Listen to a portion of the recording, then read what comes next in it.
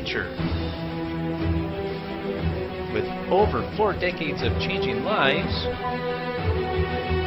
your self-discovery archaeologist,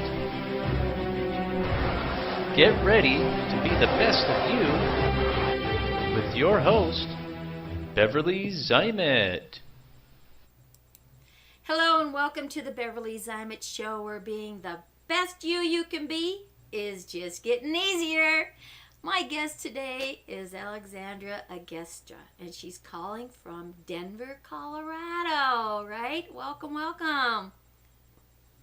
How are you? I'm so excited to be here. You know, Part two. Round two. Round two, that's right. That's what you call technology glitches, right? It was like several weeks ago when all this stuff was going on with Zoom, right? We did this fabulous show and nobody could hear you. I know. Well, honestly, I think we were just so powerful that we broke the internet. So that's a good way to. That's the story that I'm going with. Well, you know what? I'm going to follow that story right there alongside of you. You know, you get your energy pumped up so high that sometimes you can blow out circuits. I used to do that with my computers, and I had to make sure that my computers were actually, grounded differently because I was blowing pieces and parts out, and that gets expensive. Hey, we're energetic beings, and when we are just vibing at a high frequency, we can break stuff. Exactly. That's why I don't wear jewelry anymore, Because if I wear jewelry, if it's just a straight, gold or silver or whatever is fine. But if they have stones in them, I blow the little prongs off. And yeah, for real. It's like, okay. So funny. Yeah. So, but everything is energy, and you make an impact, right? And talking about making an impact, oh my God, Alexandra, you had a summit last week, right? I want you to share with our audience, for the people that missed it, what was that impact and what's the result that's come out of it? Oh my goodness. I could talk all day about this, but yes. So my team and I, my company's called Purpose Pioneers, and we came together. So March 12th was like the day that things like hit the fan in the US with the whole coronavirus. And I just remember that specific day. It's like, it all just hit, and I think we all were like, wow, we need to take this seriously.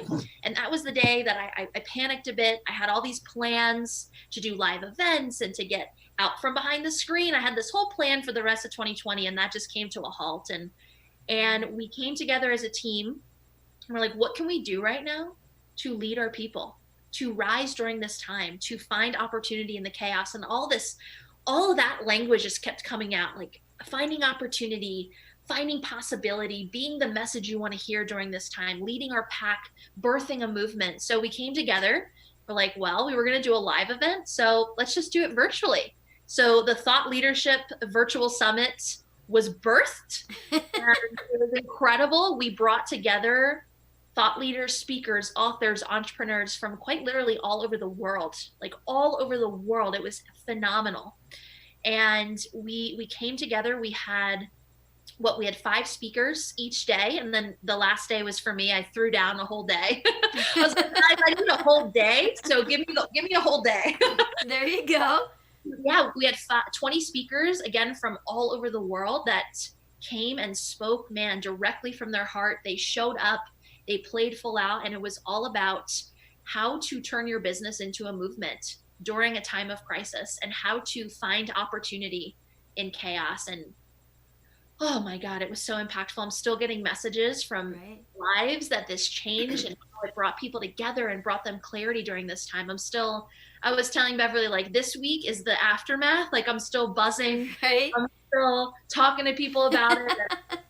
Yeah, it was very impactful, and it was much needed, I think, during the time. So much, and to get that ripple effect, right? And that's kind of what this show is all about. And I'm seeing that ripple effect as well. And this is the whole idea of having, guests like yourself on here, Alexandra, to really impact the world. Get your voice out there, right? And like you said, everything just come to an abrupt halt. I mean, it wasn't like a slowdown. It was just like boom, and it was there, right? And so getting resourceful, that's the clue, right? And the team, to have an amazing team that you worked with, and everybody be on the same page. Okay, so what are we going to do to make the best out of this situation? And I think a lot of people are starting to recognize, the longer that we've been in that confinement arena, shall we say, is to how they're going to perform differently, because it's a whole lifestyle change here over the last 6 weeks. Now it's starting to open up a little bit. And from what I understand, Colorado is ready to open up, and they're going to do certain businesses first and kind of, work into it.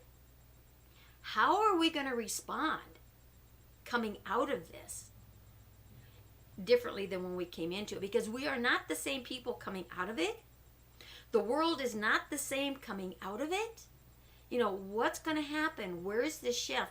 And my personal belief is, people like yourself, a lot of the speakers that I'm having on here, the practitioners, the coaching, and all of this is going to be needed even stronger, because you think there was fear coming into this. Oh my gosh, I think coming out of it, people aren't going to know how to react, how to respond. At first it's going to be like a free-for-all, and everybody's going to run.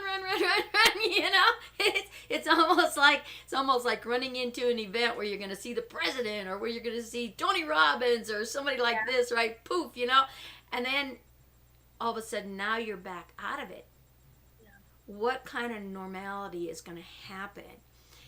So when you look at what you presented here with the mastermind group of your circle of acquaintances, and how that came across, is going to be more needed with people coming out of it. So more shows, and events. How are you going to perform differently once everything has opened up and we get back into some form of normalcy? What are your views on that? Can you share that with our audience? Yeah, so a few things are coming up. I think this whole situation recalibrated our system on a humanity scale. Right. This is such a much needed recalibration. And while humans, from my observation, resist chaos, we actually thrive in chaos. Right. And I'm experiencing that. I'm seeing that with people in my circle. The vibration that we're choosing to operate at, every person in my circle, including yourself, is finding opportunity in this chaos. Because chaos, it shakes things up and it rattles us, and it allows us to go inside and ask ourselves much needed questions that we might not ask ourselves on a day-to-day basis. What's important to me? Right. Who do I want to be during times of turbulence? How do I want to show up when everything around me, shit's hitting the fan, right? What a beautiful opportunity to define our character and show ourselves what we're capable of. So how I view this coming out is how I reflected and the questions I asked myself and how I showed up during this crisis. I want to show up like that all the time. This was one of the most transformative moments in my entire life. And I've had some crazy transformative moments. I've been through some stuff. I have been around the block. I've experienced things. Right. And this is so wildly transformative. So how I want to come out of this and back to our new normal is, I don't know if I want to treat every moment as if it's a chaotic moment, but to recognize that really, even though things are outside of us look calm, there's chaos going on inside of people, right, inside of institutions, inside of communities. So really chaos is all around us all the time. It just was really put in our faces hard work. Right? Oh gosh, yes, exactly. And it's true what you said. Chaos is always around us, but we lived in it and it became the norm. So we didn't recognize it as chaos, and all of a sudden we're out of it.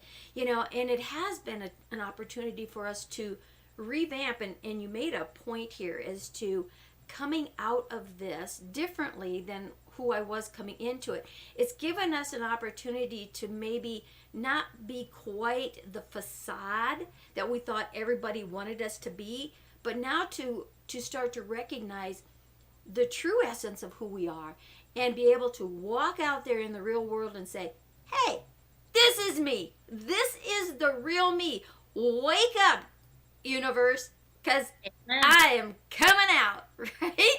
That's how I felt. Like, and I'm always me. I am always just my fun, silly, authentic, weird self. Which is beautiful, by the way. It's great. I know. And it's like this moment brought out who I am even more. And I was just like, here I am, not holding back. Right. We're literally going to throw this event during this crisis. I am going to do this. I'm going to do this. And it just, it really allowed me to unlock a next layer of my character, of what I'm capable of. And to your point, I love that you said, so I said, chaos is always all around us. And then you said, we've just normalized it. So this was just a new form of chaos that we weren't used to yet. Right. So I think what empowering perspective to know that chaos is always going on outside around us, right? Like all the time. And when things come our way it's like we didn't have the pattern in our mind to compute what was going on because it was new. Right. But if we remember, right, back to the purpose of the show, if we remember who we are and what we're capable of, we will be able to handle anything else that comes our way for the rest of eons. Exactly. These foundational principles top of mind despite what's going on and what the chaos looks like. It doesn't matter what the chaos looks like. It's what you do with it. Exactly. Yeah. Oh, that was good. It's what you do with it. So you can live in it and let it take you down, or you can live in it and let it lift you up. Oh God, that was right? Right? Yeah. And again, I think it's given us an opportunity to look at chaos as being a blessing and not a curse. It is. Right? It is a blessing. And here's the thing, Beverly. I recognize that the chaos did have a negative impact on a lot of people. I recognize people got sick, and I honor that. And I honor that people passed away. And I recognize and honor that people lost their jobs. I get that, and I understand that. And here's the thing. We all have a choice in how we show up in the hand that was dealt to us. And I had this like funny thought. I'm like, again, I understand the fear, the concern, the straight just terror of losing your job when you have a family to feed. I understand that. Yeah, exactly. And let's look at another potential side. How many people that got laid off have been wanting to quit their jobs and start their own business? That's exactly right. Come on, like, I'm not that crazy. Perfectly said. That's what I'm saying. Come on. Like, the universe handed this to you on a freaking golden So what are you going to do with it? You either shit or get off the pot, right? As they say. Right? I know this. I know that theory to be at least somewhat true because one of my clients came to me and said, Alex, so thankfully I do get to keep my job, but I get to stay home for a month and a half. And I've been wanting to go full time with my business. I literally have no excuse now. Here we go. Let's go. Oh, I just get chills on that, It's just like, it is. It's so being real, and that's being true to yourself, right? Because when you're so busy being busy and taking care of everybody else, and you're waiting for that paycheck, and you have all these excuses, right? There's no reason to have an excuse anymore because you're either making an excuse or you're making a business. You're making an excuse, you're making money. You're making an excuse, you're moving forward. What is it you're doing, right? So where are your excuses going to go? Hopefully in your rear view mirror and stay there, right? I was talking about this, I think last night. This crisis, it was the ultimate excuse remover. It's like, oh, you didn't have time before? Now you do. Oh, you had to commute all the time and, your work day just burnt you out. Oh, now you get to stay at home. Right? It just removed all these excuses. And I think that's so beautiful because now people can go, wow, I really have to sit here and make some crazy excuse, right? Since all the other ones were eliminated. And again, it's a beautiful opportunity to rise and And I recognize and honor if people don't see it that way. But I think if we just keep pushing ourselves to explore possibility and understanding and go, why is this happening for me? Instead of to me. Instead of to me, right. Yeah. I really think we can find so much light in all darkness in our lives. Oh, that is so well said. So well said. Because again, we live in unfortunately, what they call a negative world.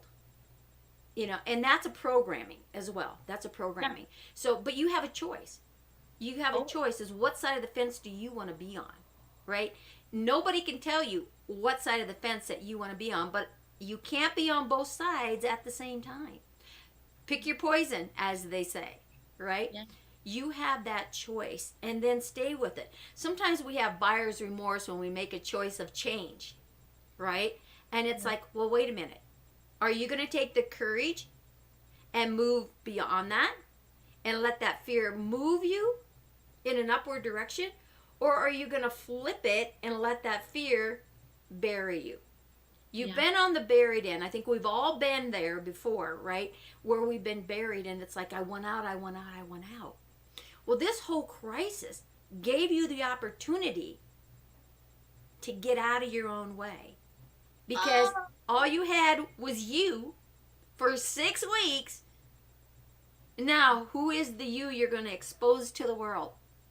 Make it who you want to be, right? And then you can always blame it if you want to play the blame game. Well, it's because I was isolated for so long. Wow, you've changed. Oh, yeah, that damn coronavirus, So if you need to blame it on something, play that game. Yeah. But move the facade, the facade that you thought you had to be. Let it stay behind you. Because the opportunities, as you mentioned, Alex, the opportunities now are so evolved. I'm overwhelmed with how much opportunity is available right now. Yeah. I agree with you. And every single day. I mean, my partner and I, we started the DBI, which is a digital business international, which we've taken to the virtual reality world, the little avatar world, which is totally global, right? And we've taken that to interact with people, to really start a movement, as you put it, a movement in a whole different world and a whole different realm that's going to expose you on a whole different level. And it just skyrocketed. I mean, we are being inundated by different and new things all the time and people wanting to jump on board.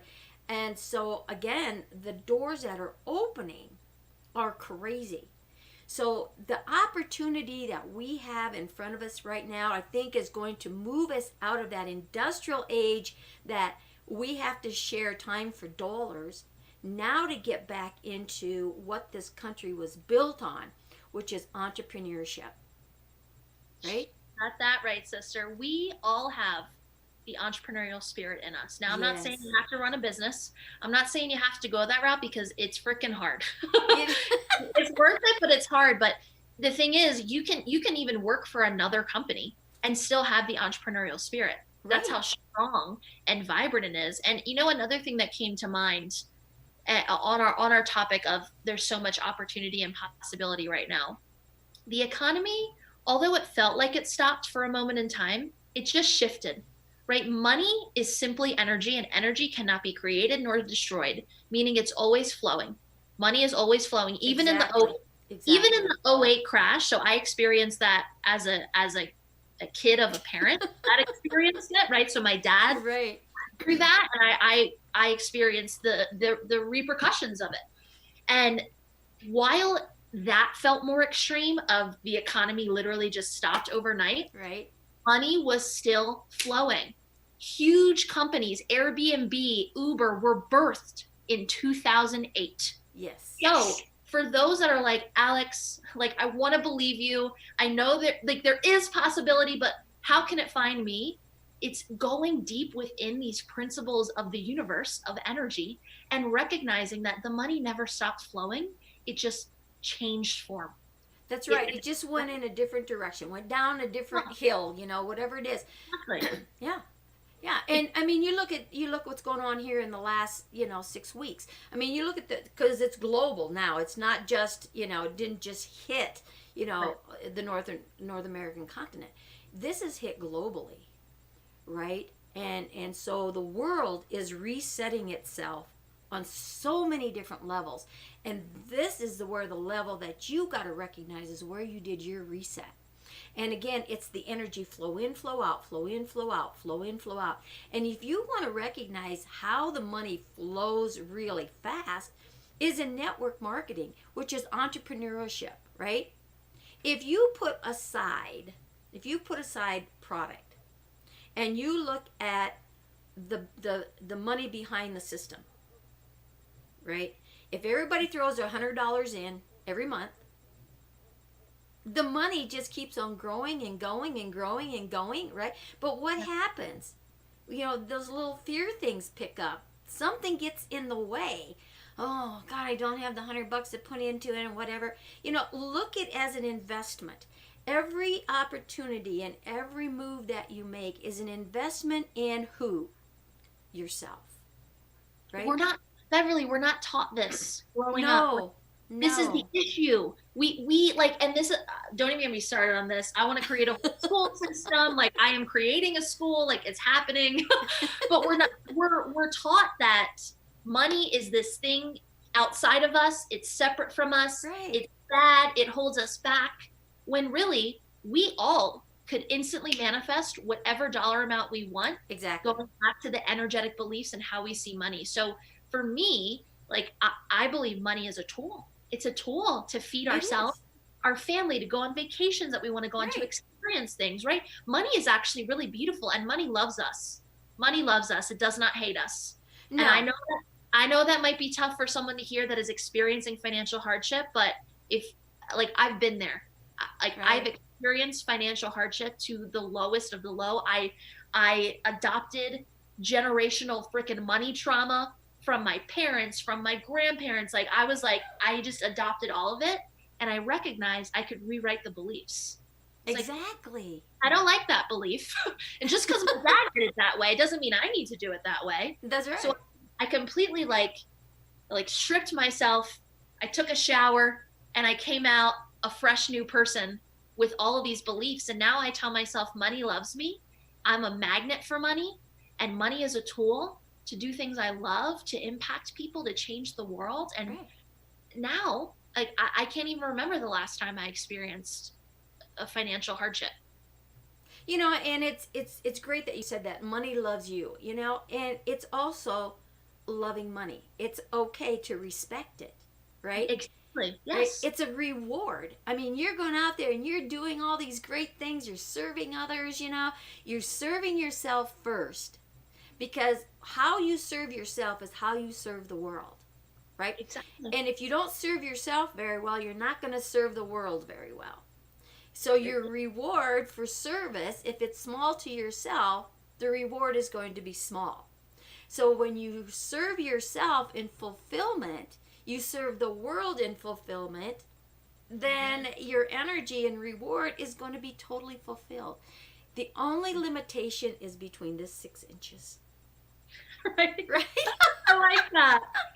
Oh my God, everything you're saying is so true though. And I want to teach our youth this. Why are we not taught that money? Look, guys, we created money. It's just the thing that we did. It used to be the barter system, and then it's you can only have so many chickens, you can only have so many eggs, you can only have so many cows. You know what I'm saying? Yeah. At the end of the day, we created it. So why are we taught to not have a loving relationship with our own creation? It's backwards. It's backwards. It is. And I really feel too, and this whole summit that you did, and the things that we're talking about on this show, and being that expression of who we are out there, has to do with getting back to the self. This has been a whole rewrite of who you are. Where's your personality traits? Like you said, generations. My parents did it, my grandparents did it, and then probably my great-grandparents did it. It's what the hey? Right? So seriously, it's it's time. Yeah. And the change begins here, not out there. Not out there. We have been put in this confinement moment inside here. You're always inside yourself, no matter where you go. Run as far as you want, but you know what? You're going to turn around and there you are. Right? Okay. You know, something that's popping into my mind right now, and this can be wherever you're at in your life and journey. Uh-huh. Does not matter where you're at. It's not useful to look at other people and go, oh, well, they can do it, but I can't. Like, Right. oh, well, you know, Alex and Beverly are talking about this. Like, they're successful entrepreneurs. Like, they know how to figure this stuff out. I taught myself this shit. Same here. Yeah. I came from a family that had it all and lost it all like that. We had everything and then we were poor. Like my dad wondering how he was going to feed his kid tomorrow.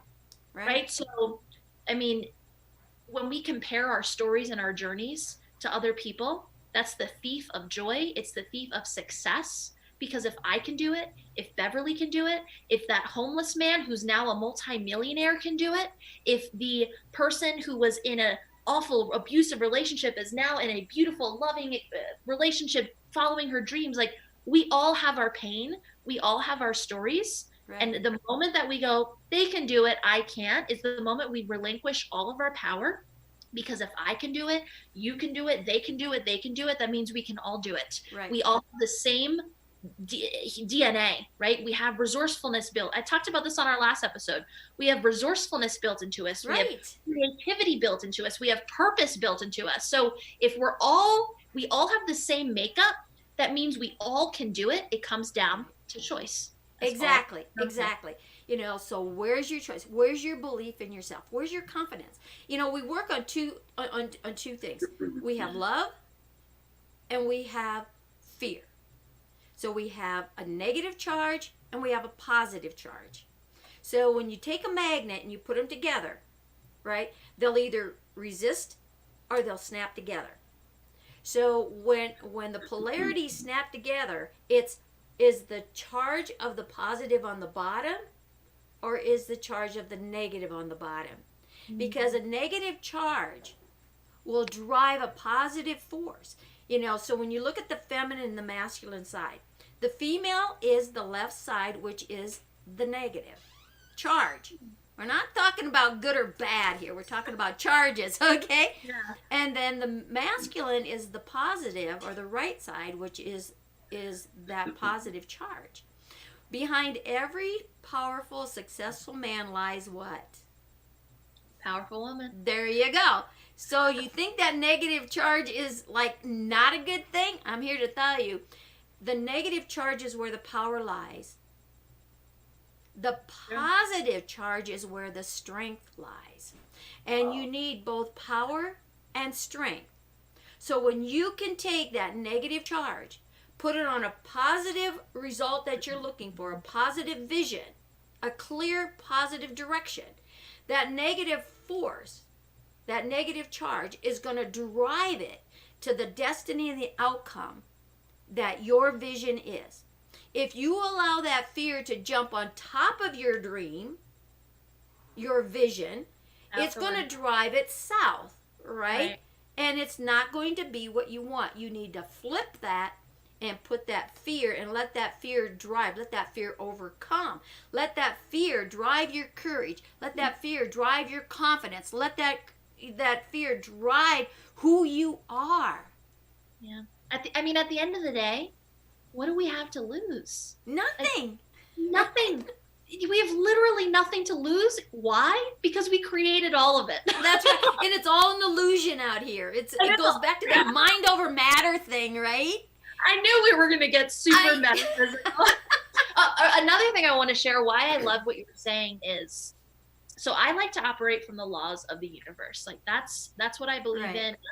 That's my like religion, if you will. I like to go with nature. I like to go with energy. Gotcha, sister. Yep, that's why we're chatting. And what I love about what you're saying is the laws of the universe. It's polarity. It is polarity. That's that right-left polarity thing, right? Yes. Exactly. We need light and dark. We need masculine and feminine. We need negative and positive.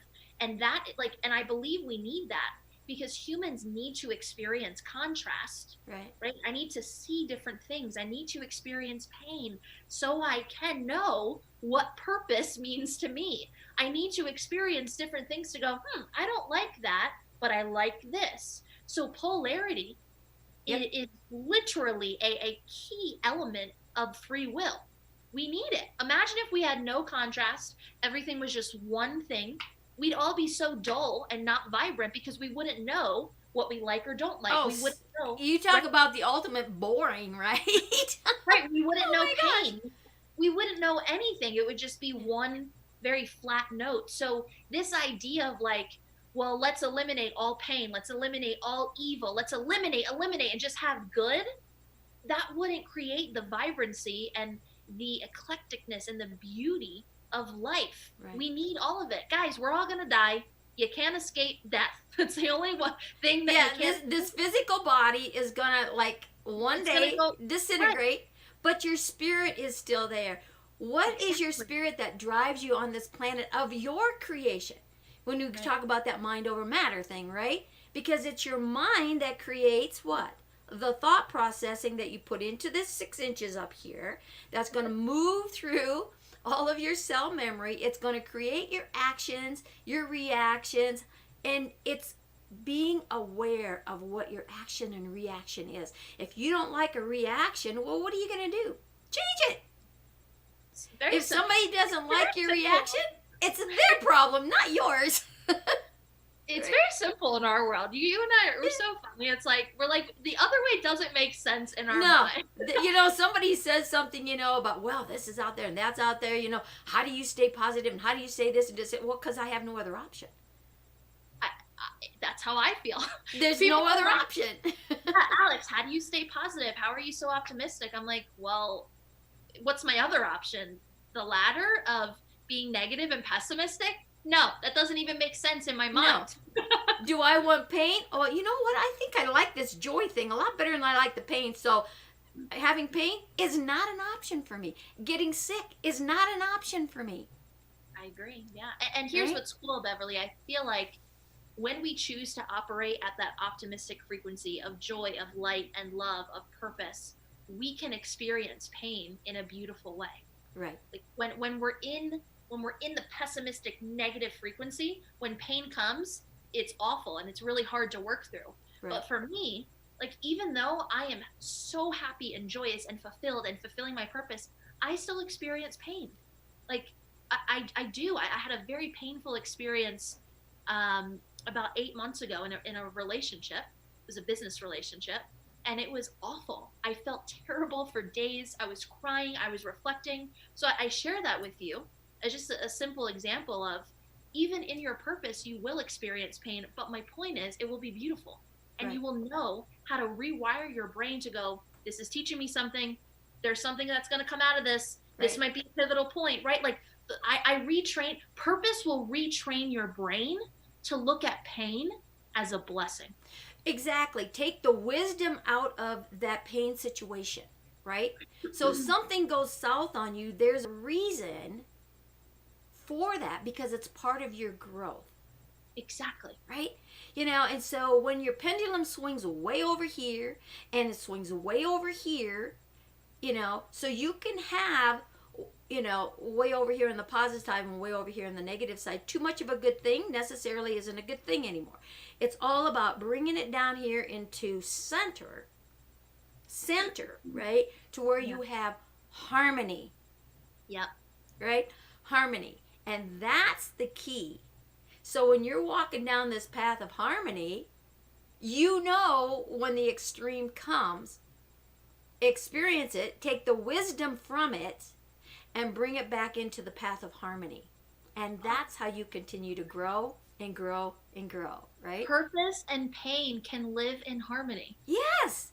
Yeah. Oh my God. That's so good. And so as I shared, I'm more on the spiritual side than the religious side. Yeah, same here. But I love, like, Jesus, although he's more of a religious figure. I think for me, he teaches me a lot about spirituality as well. So I love referencing him sometimes. From what I know, he was able to live in that purpose and pain, right? As he was getting crucified, Yep. he was like, this is a sacrifice and this is meaningful to me. And although this sucks that my human life is coming to an end, even though maybe he rose from the dead, I don't know. I don't know. I didn't get that far. But my point is that someone like this person, and again, however you view him, that is totally cool. He was a great example of living in harmony with purpose and pain. Like what a great example true for all of us. Yeah, and again, when we look at a lot of these figures, the biblical figures, even different civilization figures and stuff like that, where was their balance? Right. Exactly. So we can learn from a lot of that. And again, that's still part of our genetic DNA, right? Sure. These bloodlines, we are all one. And when you look at the universe and you look at the global impact that this last 6 weeks has had on the world and on people and being able to connect. I have talked in this short 6 weeks to more people on the other side of the planet, from the UK, from Nepal, from Africa, from Canada, from Australia, you name it, right? Yeah. And it's like, this has brought us closer and closer together. And to start working in some joint venture things, doors opening for that is amazing, right?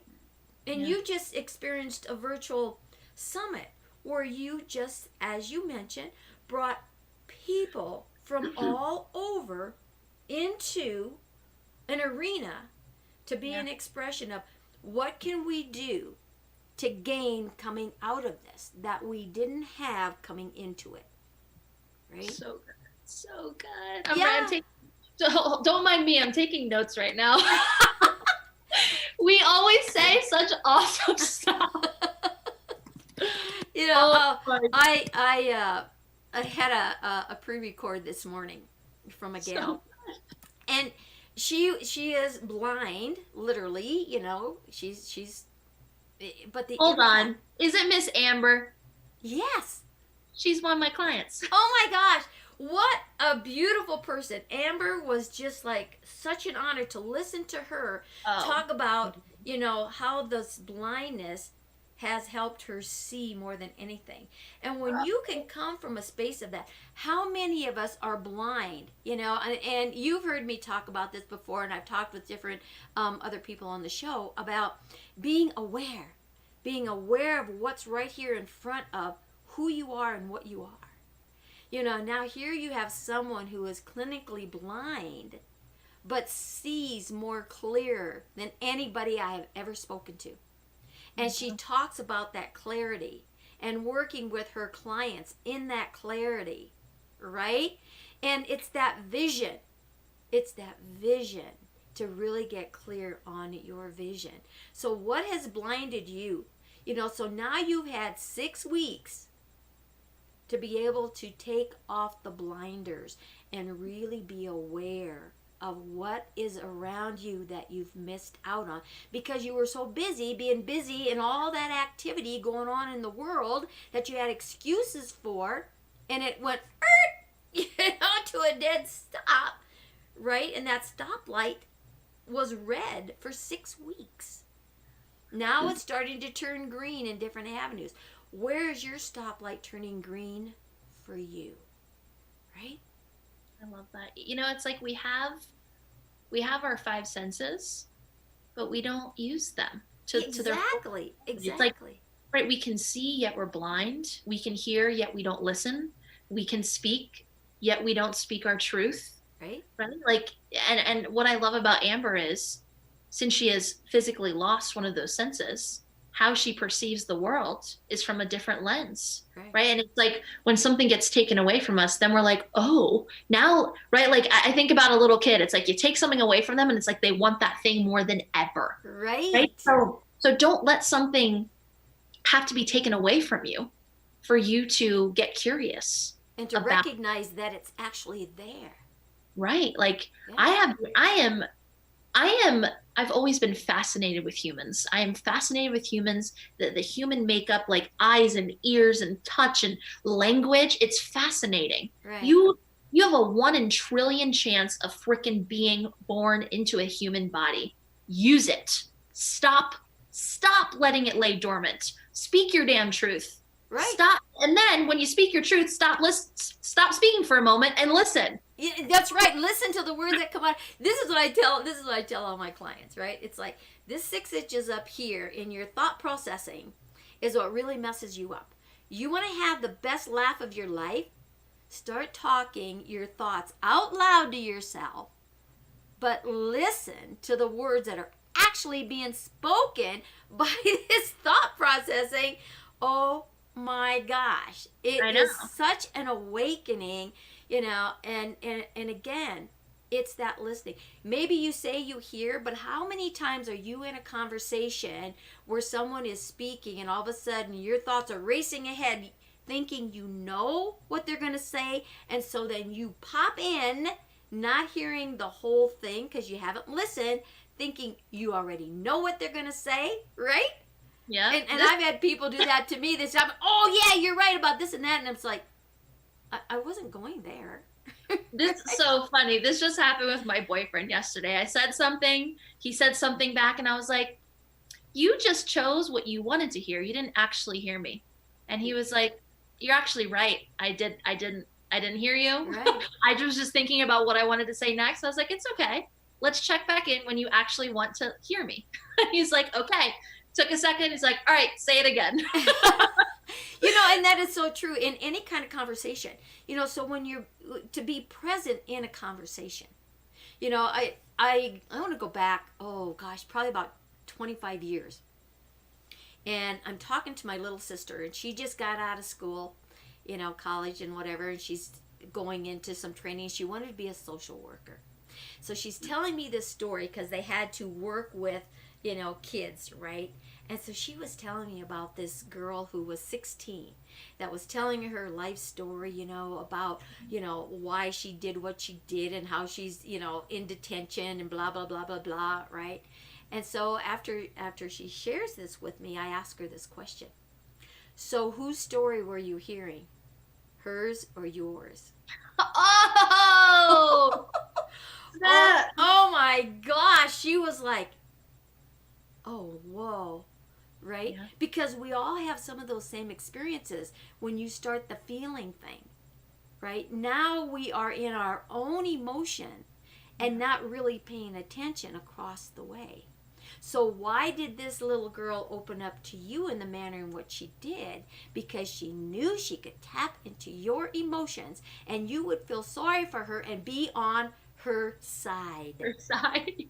Right? So this just goes to show, like, emotions are so powerful.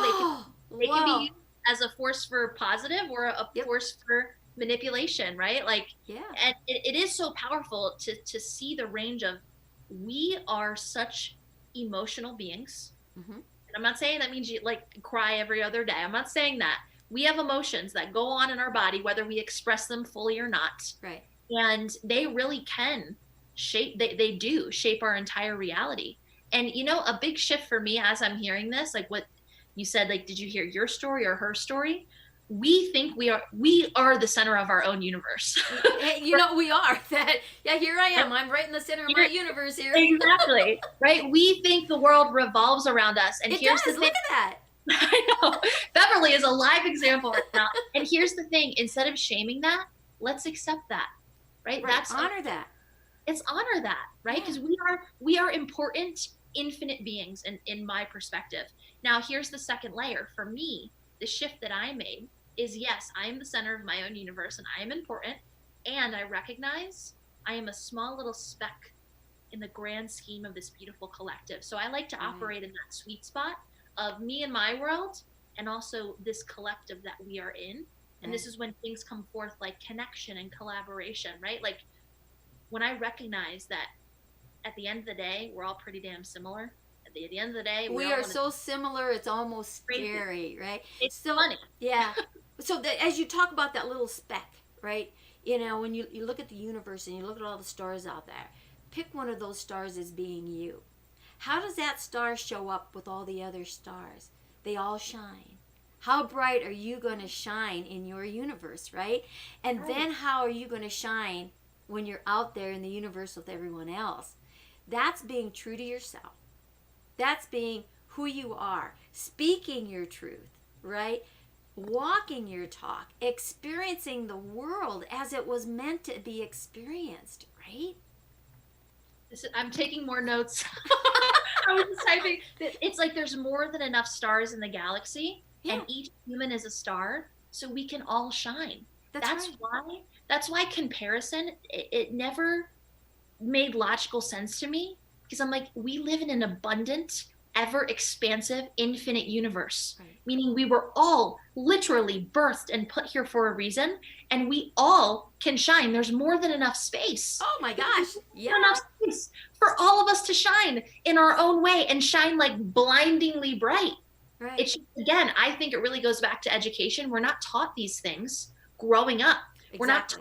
We're not taught that we're infinite beings. Like, holy hell, that is something that I will be telling my children every day. You are an infinite, wise, beautiful being that is capable of quite literally anything. Right. That is so beautiful. We need to be told these things. And that's exactly how I raised my kids. Like, anything is possible and everything is probable. Oh, so good. You know, and it's like what you're choosing to do, right? When we moved out of from Iowa to Denver, this is a long time ago, back in 1979. You know, it's like, okay, you have one of two choices. My kids were 8, 9, and 10 at the time. And it was probably one of the toughest conversations I ever had to give to my kids, right? Because I was getting a divorce. We're moving from farm country to the metropolis of Denver, Colorado. I mean, you talk about extremes, okay? Right? Yeah. It's like, okay, we have one of two choices that you can do. You're going to have to be with mom because I'm the one that's going to put food in your belly and clothes on your back and a roof over your head. So, here's the choice. You can't take care of yourself at this point. However, you have a choice. You can buckle down, get an education, make the best of whatever's going to happen out here because it's all a new adventure for every one of us, right? And we're in this together. And we can work together as a unit and as a team and make it whatever we want. We can make it this greatest thing ever, right? And then when you get to the point where you're old enough to take care of yourself and you want to go back to Iowa, whoop, jump in that vehicle and go right back there. Or you can make the worst of it, get in trouble, get on drugs, run away, whatever. You know, so you've got both of these options. But remember one thing, regardless of which option you choose, the only person it's going to impact is you, not me. Damn, that is some powerful wisdom coming from a mom.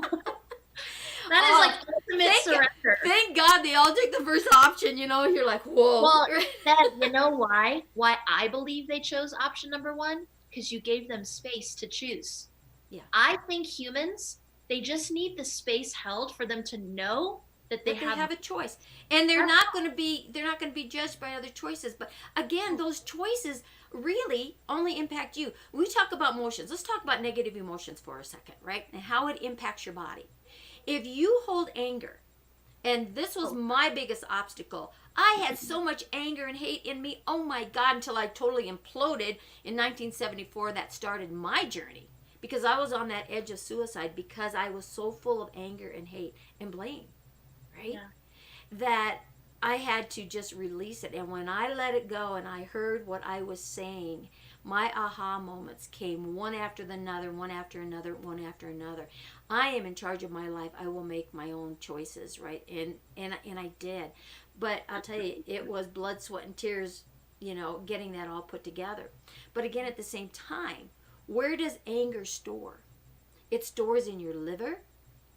Yep. Bitterness is a part of anger. It stores in your gallbladder and your pancreas. Your fat cells. Yeah. So anything, fear stores in your kidneys, right? So emotions will store somewhere in your cell and it will cause a dysfunction in this physical vessel. So when you understand that a negative emotion that's charged with the feeling, it's not the emotion itself, it's the feeling and the impact, it's that charge that you put behind it that we talked about, right?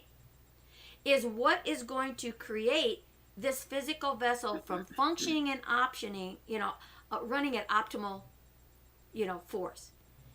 So when something breaks down, say, okay, it's in this part of my body. What's the emotion? What is holding me back? Look at people who have lower back problem. Yep. That's all about not feeling supported. Not supported in a relationship, not supported in finances, not supported in anything, right? Whoa. You don't even support yourself. So it all starts here with the self. So when you start getting rid of that stuff, all of a sudden, wow, I don't have this back problem anymore, right? This is the thing. Another thing that I don't believe we're taught as humanity is that our body and our emotions and our soul are all connected. They're all functions of each other. They're all one and the same. Right. So when I see people, like even in my family, those that have heart problems, high blood pressure. So the ones that have high blood pressure are anxious and have anxiety about everything. They freak out over everything, right? So your emotions this is science. This is not even this is science, exactly. Straight science, people. Your emotions will manifest into a disease or a pain. Discomfort of some sort. Yeah, exactly. And it is quite literally proven that if you choose to be happy and joyful and see the positive and the negative and choose to learn and reflect and grow and get curious, you will literally live longer. You will be healthier. Right. It's science. Right. It is a science. It is a science. And again, it goes back to that mind over matter. The power is in the mind. What the mind can conceive and believe, it'll achieve. Sure. And if you start focusing on that in every aspect of your life, and you talked about the laws, universal law, it's there. The positive, negative charges run on a certain force. Everything is a vibration. What vibration are you bringing into your body? Are you bringing in health or are you bringing in unhealth? I want to share a quick, I just thought of a story. I'm like, where was I storing a negative emotion in my body? And that was resolved recently. So I had stomach aches my whole life. Right. And I eat pretty damn healthy. Like I don't really eat bad foods. And I recognized my need for control. That was my biggest transformation. I am like surrender girl now. I'm like, I can't control anything but me. So I was storing this tightness, this control of the outcome in my stomach. Right. And it's crazy, Beverly. Last year, July of 2018, this is when I was learning to surrender and release control and recognize I can't control the outcome. Right. I haven't gotten a stomach ache since. I know, isn't that amazing? Sometimes we don't realize when something actually disappears, so take note. This is something that you guys can do out there, right? Take note of what's going on in your body. Where are you feeling pain? Where are you feeling discomfort? Where are all these little things at? Make a list of those things. And then start, as you said, Alex, surrendering to the emotional charge, the feeling around that, and then start taking another inventory of what has disappeared. Because I promise you, you're going to forget where that pain point was if you don't write it down, because it'll be gone, out of mind, out of sight, right? Yeah. Out of mind, out of sight. So to bring that back from a couple years ago when you say that, the stomach is all about, what is it that I'm not digesting? What is it that I'm holding on to that I can't digest? I just can't quite get a hold of this, right? The tightness, right? Control is I'm now finding stored in the stomach. Another thing too, I just remember, I'm now thinking, I'm like I'm going to do this exercise now. This is so powerful. I had anxiety attacks from age 18 to 22. 22 was so anxiety is thinking about the future, at least in my perspective, right? I'm always thinking about the future. I'm anxious. I'm not living in the present. 22, I haven't had an anxiety attack since 22. So I healed my anxiety through committing to alignment. 22 was the year that I started my company, Purpose Pioneers. I love that name, Purpose Pioneers, right? You know, and I'd have to say that I have been a pioneer all my life, stepping out of the norm. And I'm telling you, back in 1974, there is no norm of what you could talk about, you know, today. There was no coaching. There was no, you know, metaphysical things. There was no different beliefs. There's no clearings. There was none of this energy healing work back there. The only thing back in the 70s was you go see a shrink. And then what did he do? He gave you a pill. I'm serious. That's all it was. Yeah. You know, the literature, the books and stuff weren't out there. There was no science behind this stuff. So you talk about being a pioneer coming out of. And, you know, so the experiences that I have and the ability to help you overcome a lot of the feeling that's fueling your emotion and develop these different techniques. You do not have to go through what I did. I went through what I did so you don't have to. And that's what makes every one of us coaches out there, one of, you know, energy healing workers, whatever, you know, these different practitioners. This is why we're here, because we experience things and we can recognize those things so that you can go beyond them faster, right? Yeah. Yeah. Right? It's so beautiful. This is why I'm so hopeful and confident in my health, because I know that if something manifests in my body, it's something emotional and energetic. Yeah. I'm not going to a pill. I'm not even going to a doctor yet. I'm like, hold on. I need to go inside. What am I storing? What am I holding on to? That's right. And if I ever do get sick, I'm really not worried, because I know. See, for me, I know. Yeah. Emotionally, this 6 inches up here can change it, right? That's what I'm saying. You know, I've never been sick a day in my life. I can honestly say that. I've never been sick a day in my life because it was never an option for me. And that happened when I was very, very young. And I'm second oldest of 11 kids. Okay? So for me, not getting sick wasn't an option. Why? Because when everybody else got sick, I had mom and dad's full attention.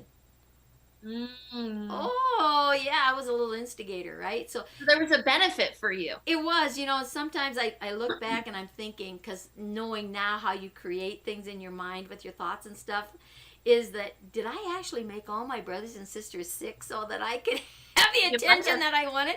You know, and I think I did more than once. And that, you know, it's like, you know, okay, am I proud of that? Well, yes and no. But, you know, it worked, but it helped to keep things going, right? You know, again, so we all have that. You know, my belief is I'm 45. 45 for me was the best time of my life. I had everything that I ever desired and wanted. And I had the freedom of the open road, you know, all of it.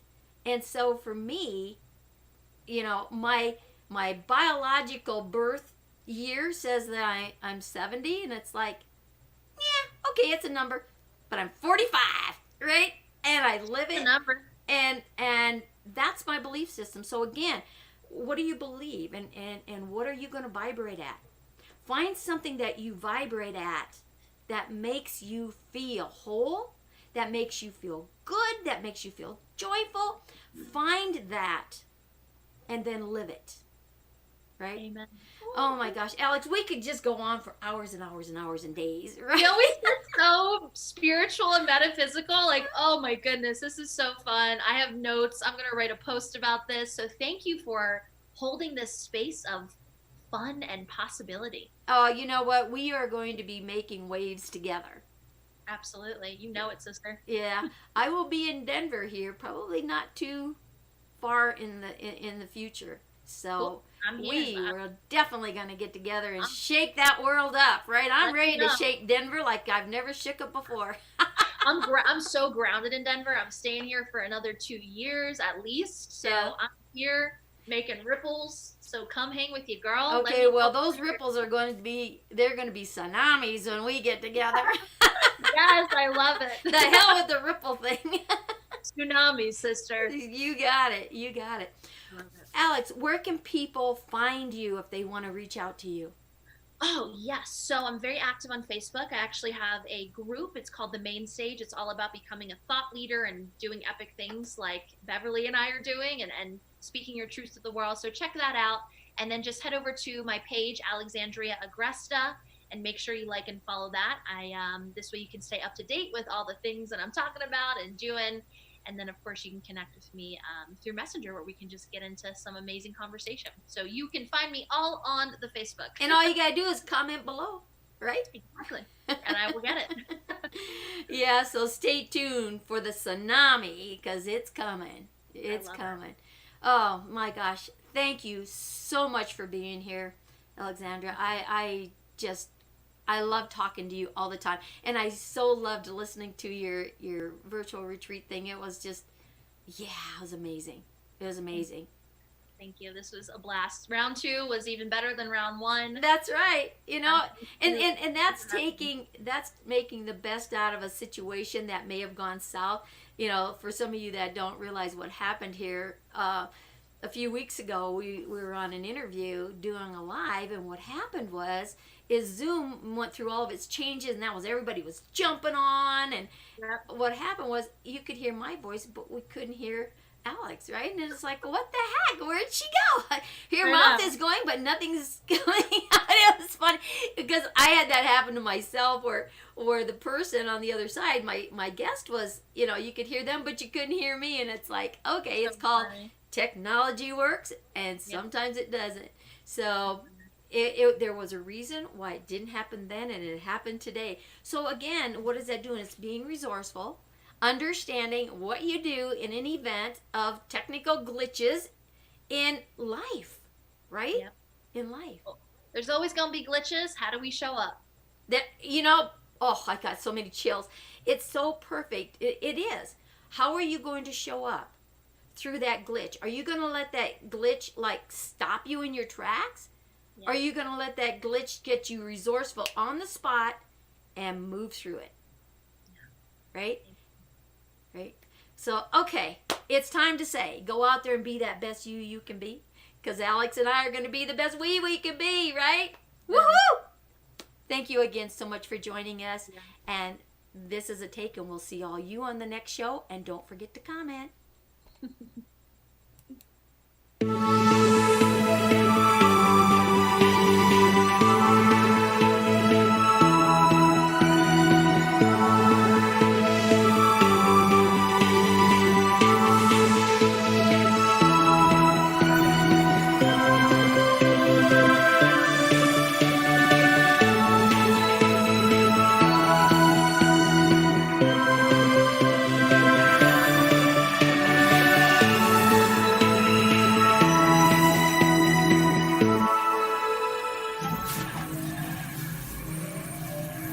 What?